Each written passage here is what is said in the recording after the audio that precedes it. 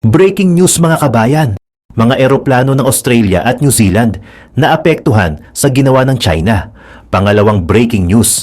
Armed Forces of the Philippines at French Navy nag-conduct ng military exercises sa West Philippine Sea.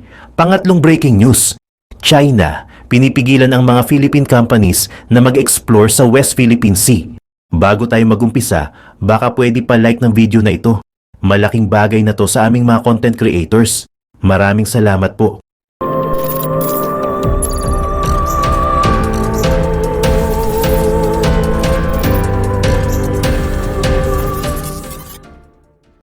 Ang aktibidad ng China sa contested South China Sea ay nagiging hadlang sa mga Filipino companies na magsagawa ng natural resources exploration sa rehiyon.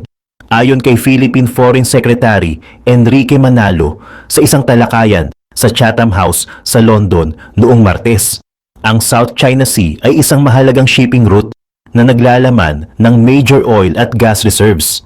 Sa mga nakaraang taon, tumaas ang tensyon sa pagitan ng Maynila at Beijing kung saan ilang mga serye ng sagupaan ang lumalabas sa mga headlines. Sa isang insidente noong Hunyo ng nakaraang taon, sinabi ng isang military commander ng Pilipinas na napilitan ang mga sundalo ng Pilipinas na ipagtanggol ang kanilang sarili gamit ang mga kamay nila laban sa mga tauhan ng Chinese Coast Guard na armado ng mga espada at mga kutsilyo. Ang iba pang mga insidente ay kinabibilangan ng pag-akusa ng Pilipinas sa China ng paulit-ulit na pagpapaputok ng mga flare sa kanilang mga eroplano sa ibabaw ng South China Sea, kasama din ang pinakamalaking barko ng China Coast Guard na nag-angkla sa EEZ ng Pilipinas.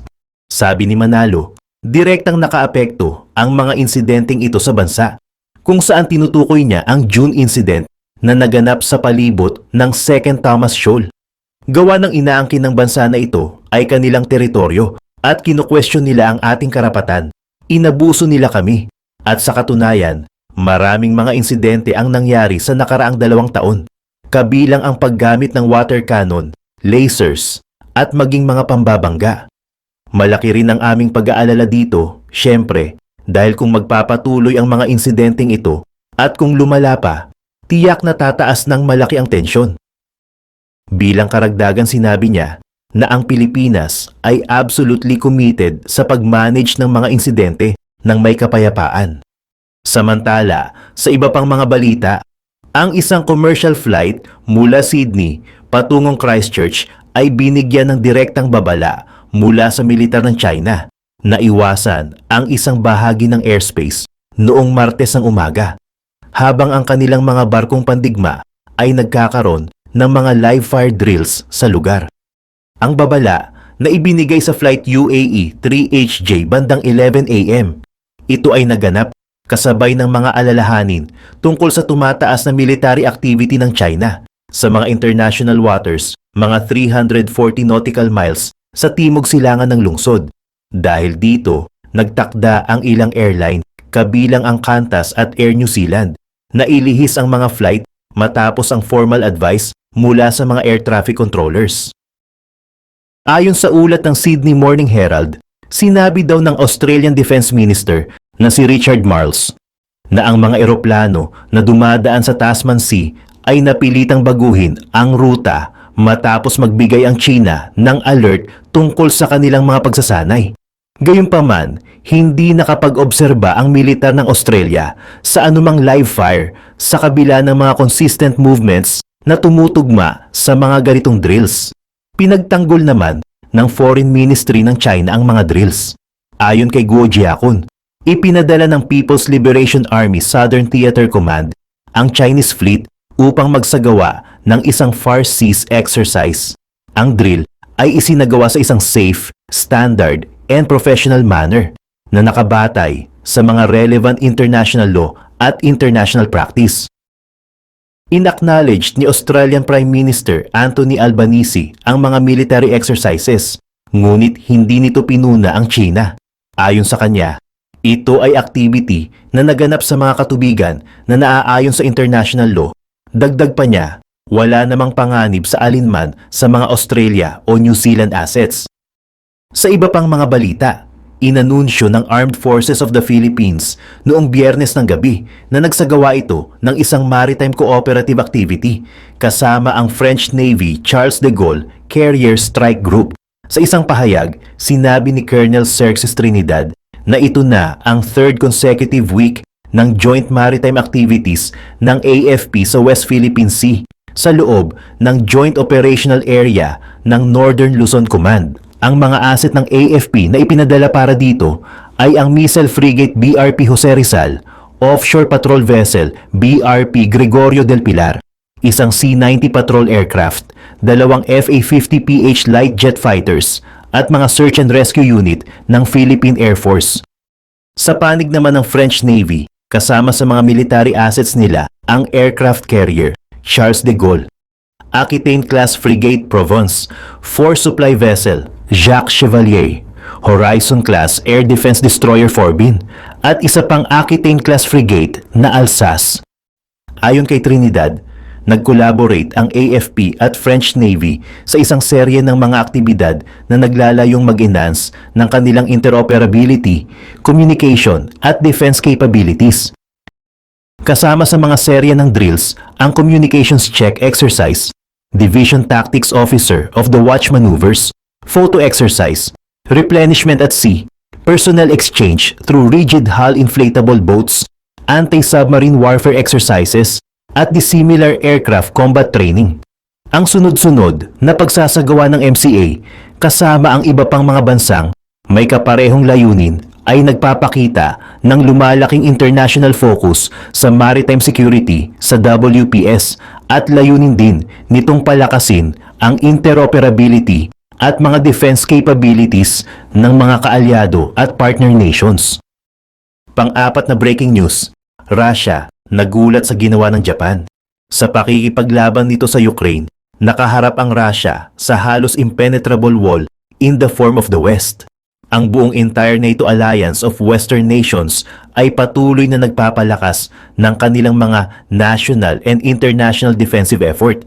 Kahit na ang alliance's most recent addition, ang Finland, ay nagbigay ng access ng over a dozen military bases sa kanilang lupain sa US troops. Nagbibigay ito sa US at posibleng sa natitirang bahagi ng NATO ng unimpeded access sa mga base na ilang milya lamang ang layo mula sa teritoryo nito. Ngunit habang sinusubukan ng Russia na itayo ang New Iron Curtain, mayroon ding equally important na bagay na umuusbong sa kabilang direksyon in the Far East, specifically Japan. Sinubukan ng Japan na mapanatili ang neutralidad mula ng ang kanilang disastrous involvement in World War II at ang kasunod na pananakop ng Amerika. Ngunit sa patuloy na nagbabagong geopolitical landscape, unti-unting nareporma ng bansa ang kanilang mga foreign policies. Ang pinakatuktok ng mga pagbabagong ito ay dumating sa pagpasok ni new Japanese Prime Minister Shigeru Ishiba at ang kanyang ambitious plans for the country's future. Ostensibly, hindi bulag ang Japan sa umuusbong na New World Order, kung saan nakipag-alyansa ang Russia sa China at sinusubukan nitong labanan ang impluensya ng US practically all on its own. Dahil malamang na hindi makukuha ng Russia ang gusto nito mula sa NATO at West, maaari itong mag-decide na mag-settle sa susunod na pinakamagandang bagay, ang pagpapalawak ng impluensya nito sa East. Ito mismo ang sinusubukan ng Japan na pigilan by suggesting the formation of an Eastern version of NATO. Sa pamamagitan ng paggawa nito, magbibigay ang Japan ng isang major blow sa mga plano ng Russia. Alamin natin kung paano. Makikita mo, naniniwala si Ishiba na ang mundo ay isa sa mga vulnerable and volatile areas in current geopolitics. Mayroon itong ilan sa world's largest economies and most populous countries: China, Japan, South Korea, India, Russia, the Philippines, Australia, and Singapore.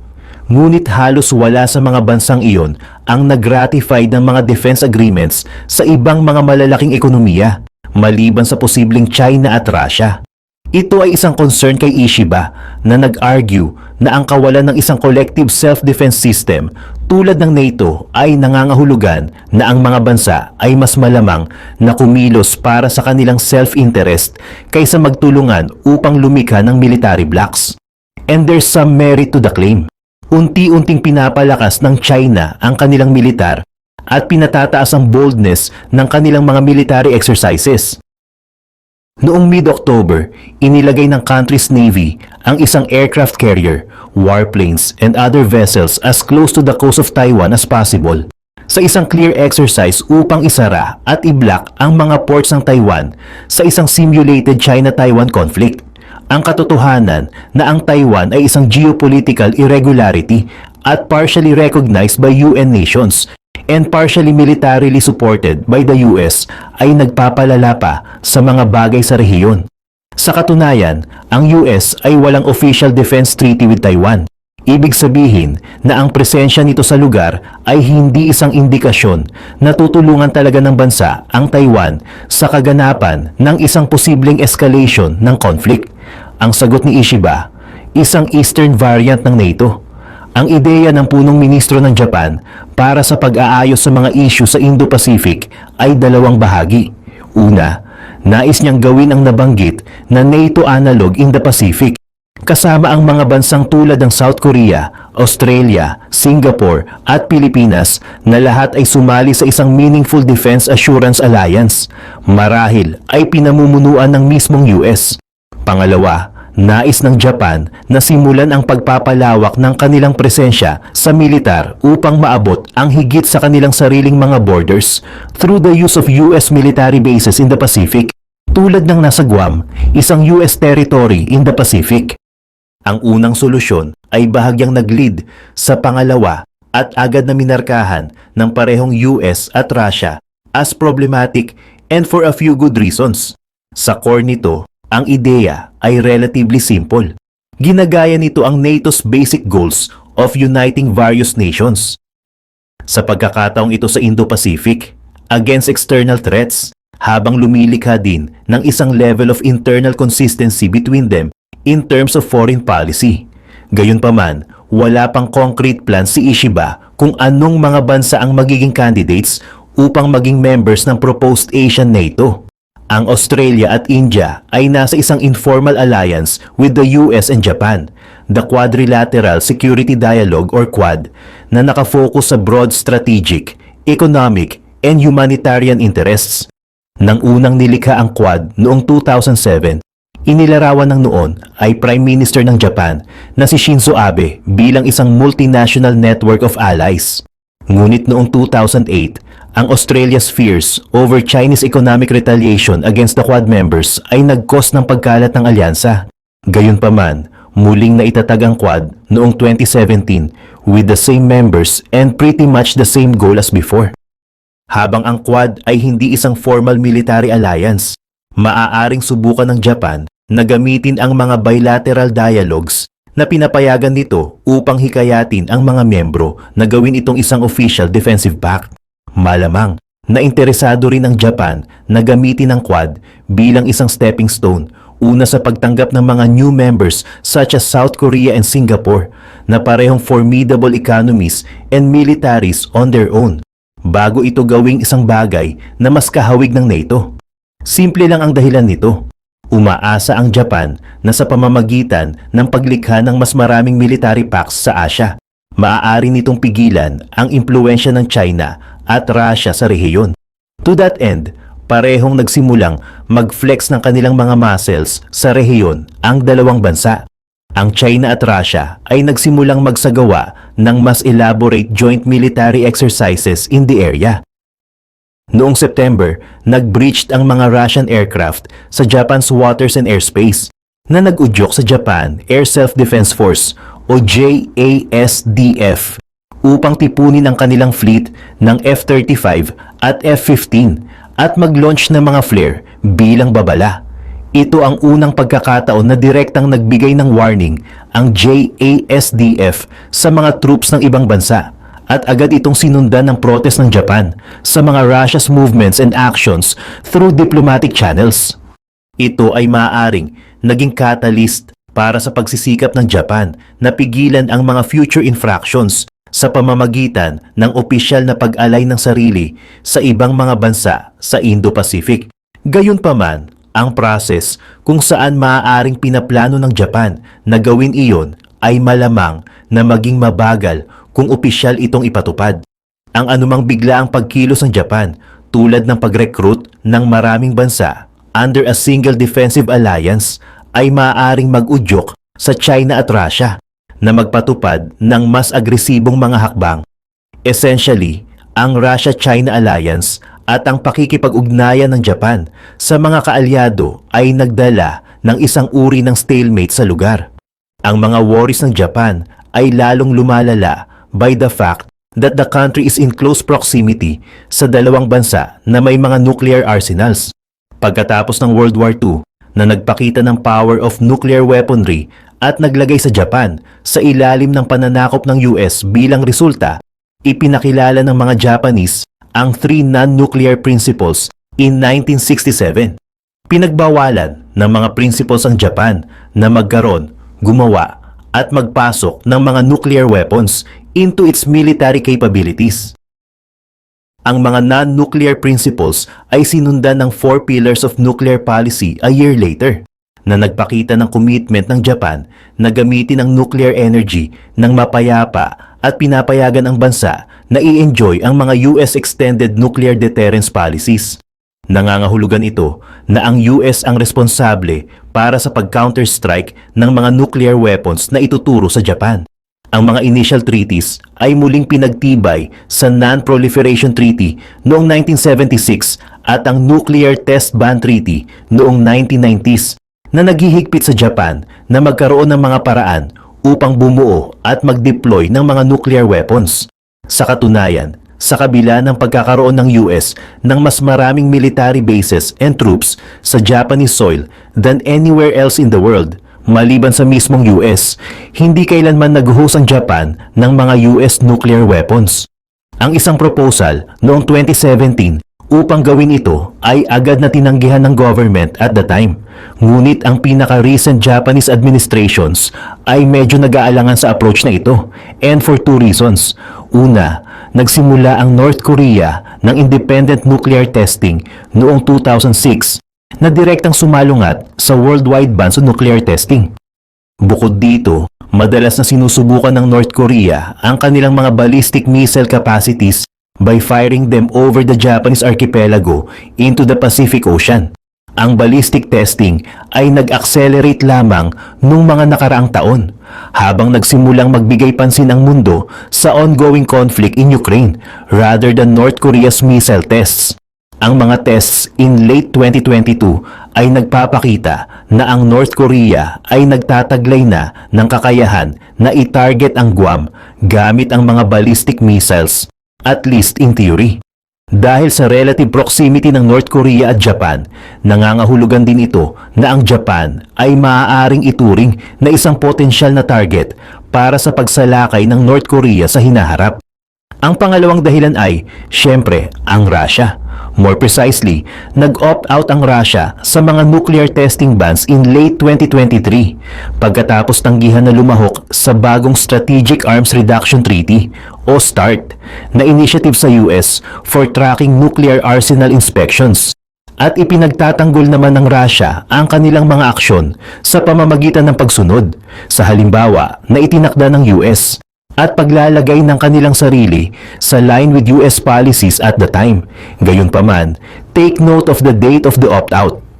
Nang magsimula ang digmaan sa Ukraine, ginamit ng Russia ang kanilang relatively vague nuclear deterrence policy upang pigilan ng NATO na tulungan ang Ukraine. Sa unang 2.5 taon ng digmaan, ang pag-uusap tungkol sa nuclear ay gumana pa rin, at least to an extent. Tumugon ang Kremlin sa anumang announcement of donations by pointing to its nuclear defense policy at nagpapahiwatig na ang mga aksyon ng NATO ay isang direct threat sa bansa at tila magbibigay katwiran sa isang nuclear response. Naging resulta ito ng vital modern military equipment and weapons donations mula sa NATO na occasionally ay delayed ng ilang buwan. Ngunit noong 2024, nagsimulang mag-cross ang NATO sa Russia's red lines at hindi pinansin ang mga banta. Siyempre, wala sa mga banta ang natupad dahil nagawa ng Ukraine na hawakan ang kanilang teritoryo ng mas matagal kaysa sa paniniwala ng mga analyst. Gayunpaman, matibay ang paninindigan ni Putin na mapanatili ang parehong levels of threats. Pagkatapos ng November, nag-announce ang Russia ng isa pang pagbabago sa kanilang nuclear doctrine. Sa pagkakataong ito ay nag-propose na ang conventional aid mula sa isang bansa na may mga nuclear arsenals ay maaaring magresulta sa isang nuclear response. Bukod dito, nagtipon ng China ng isang respectable arsenal of 500 nuclear warheads noong 2023 na naglalagay nito essentially in third place behind the US and Russia in terms of overall numbers of weapons. At ang China ay nanatiling one of Russia's biggest allies. Halos sinusuportahan ang latter's economy after the invasion started.